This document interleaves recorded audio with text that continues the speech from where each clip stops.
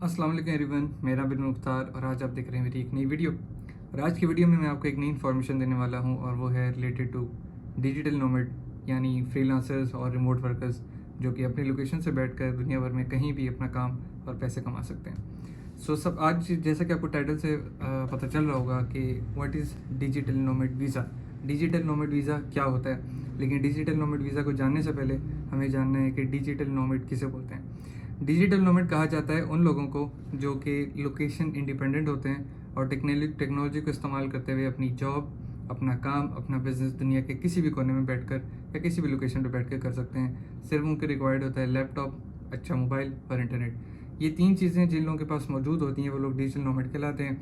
और वो location independent लोग होते हैं जो कि कहीं से भी बैठ के अपना काम सर अंजाम दे सकते हैं। जैसा कि आप लोगों ने देखा होगा, कोविड के बाद से बहुत सारी कंपनीज ने वर्क फ्रॉम होम कर दिया लोगों को, जो कि अभी तक वर्क फ्रॉम होम है। कुछ हाइब्रिड पे आ गए हैं, कुछ लोग कंपनी में जाके काम करते हैं, कुछ लोग स्टिल बाहर घर से काम कर रहे हैं। तो और कुछ लोगों ने बिल्कुल ही कंपनी से बिल्कुल ही परमानेंट होम बेस्ड जॉब कर दी है, तो वो लोग घर से अपना काम कर रहे हैं। इसी तरीके से ये लोग भी फॉल करते हैं डिजिटल नोमैड में, यानी रिमोट वर्कर्स और फ्रीलांसर्स या फिर कोई ऑनलाइन एंटरप्रेन्योर जो कि अपना ऑनलाइन ऑनलाइन बिजनेस कहीं से भी कर रहे होते हैं, अपनी कंट्री में कर रहे होते हैं या बाहर कंट्रीज़ में कर रहे होते हैं। जिस तरीके से अमेजोन, शॉपिफाई, ड्रॉप शिपिंग, इस तरह के बिजनेस जो लोग कर रहे हैं मुख्तलिफ कंट्रीज़ में, लोग वो पाकिस्तान में बैठ के कर रहे हैं। इसी तरीके से वो दुनिया में कहीं भी कर सकते हैं। तो ये वो लोग हैं जो कि डिजिटल नोमैड्स कहलाते हैं। अब डिजिटल नोमैड वीज़ा क्या है?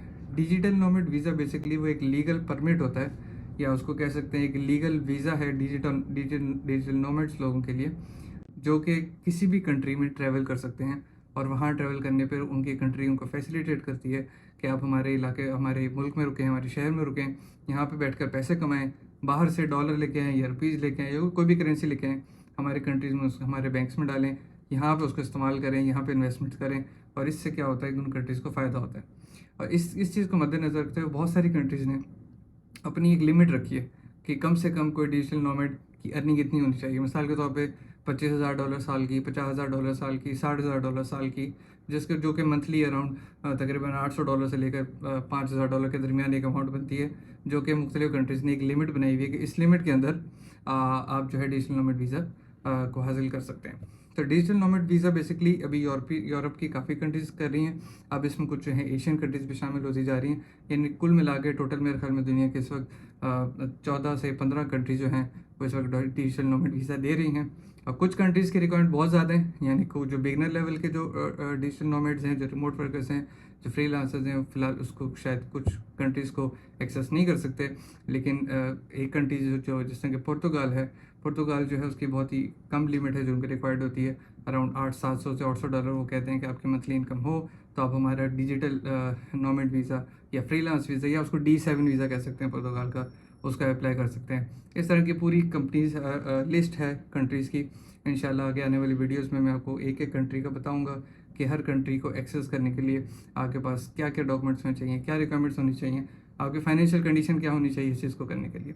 तो मोस्टली जो लिमिट होती है रहने की, जो कि हर कंट्रीज़ की वेरी करती है, वो है 3 महीना, 6 महीने, साल, या उसको एक्सटेंड करके आप 2 से 3 साल भी कर सकते हैं। जो पुर्तगाल का D7 वीज़ा है उसको आप कन्वर्ट कर सकते हैं अपनी अपनी आगे पीआरशिप के लिए भी। लेकिन बाकी कंट्रीज़ जो हैं जिसमें आप 1 साल रुक सकते हैं, 1 साल के बाद उसको एक्सटेंड करके 2 साल भी कर सकते हैं। तो इस तरीके से एक डिजिटल नोमैड्स के लिए एक वर्ल्ड वाइड ग्लोबली एक फैसिलिटी है कि हर कंट्री उनको ईजी एक्सेस देती है, ईजी वीज़ा फैसिलिटी देती है ताकि उनके कंट्रीज़ में आएँ, घूमें फिरें, टूरिज़्म भी इस तरह बढ़ता है। और वहाँ पे ज़ाहिर है आप पैसे भी खर्च करते हैं, आपकी इनकम मंथली उन्हीं की कंट्रीज़ में जा रही होती है, तो वो उस चीज़ को अपने लिए बेनिफिशियल समझते हैं। तो कंट्रीज़ तरह की डिजिटल वीज़ा करती हैं। यूरोप की काफ़ी कंट्रीज़ कर रही हैं। उसके अलावा यूरोप की जैसे जर्मनी है, एस्टोनिया है, क्रोएशिया है, ये वो बड़े कंट्रीज़ हैं इस वक्त जो कि इस लाइन में हैं। और बाकी अब एशिया के भी कुछ कंट्रीज शामिल होने वाले हैं, जैसे इंडोनेशिया हो चुका है, मलेशिया भी अगले महीने से होने जा रहा है। तो इस तरह करके बैंकॉक है, थाईलैंड है, ये सारी कंट्रीज़ भी इसका पार्ट हैं। तो इंशाल्लाह आगे आने वाली वीडियोस में आपको ये बताऊंगा कि आप इन वीज़ाज़ को किस तरीके से हासिल कर सकते हैं, कैसे अप्लाई कर सकते हैं, कहाँ अप्लाई कर सकते हैं। ये सारी न्यूज़ इंशाल्लाह आपको मेरी आने वाली वीडियोस में पता चलेगी। उम्मीद है कि आपको समझ आ गया होगा कि डिजिटल नोमैड्स कौन होते हैं और डिजिटल नोमैड वीज़ा क्या होता है।